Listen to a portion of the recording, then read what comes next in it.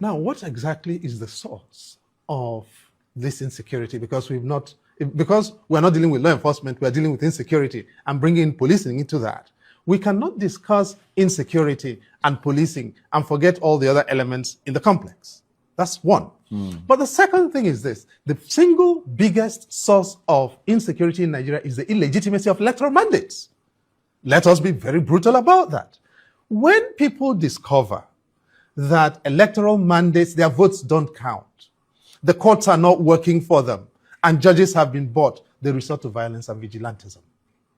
All right? So the diagnosis is relevant here to the prescription of management mechanisms. Unless, therefore, we want to deal with policing outside the diagnosis, in which case we can as well do that and create a new set of pathologies. But if we don't want to do that, then we've got to be very careful.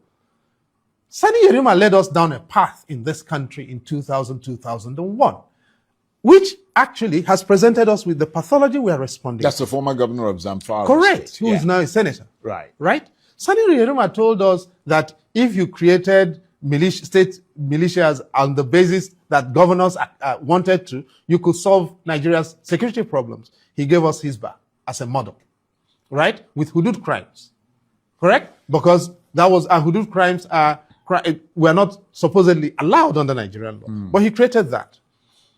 Chinwoke Mbadinuju in Anambra State followed Anambra State Vigilante Services Law, and that gave us what? Bakassi. Bakassi evolved to MASOB, MASOB evolved to IPOB. In Benue State, the current SGF, who was governor of Benue State, signed into law the Benue State Vigilante Services Act. It gave us what we have today in Benue State. People are talking of Farmer Header.